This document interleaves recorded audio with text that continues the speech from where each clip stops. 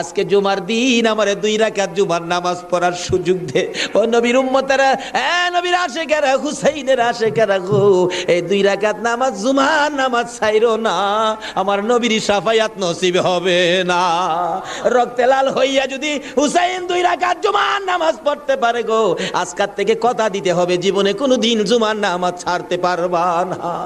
জুমার নামাজ আদায় করতে সময়টুকুন দিলে নামাজ শুরু করে দিলেন, রুকু সিজদার কাজ শেষ করে তাশাহুদে বসে সালাম ফিরানের আগ পর্যন্ত কাছাকাছি বসে বসে এই যদি সৈন্যরা নামাজের ভিতরে প্রত্যক্ষদর্শীরা বলেন এক একটা করে তীর মারে হুসাইনের গায়ে।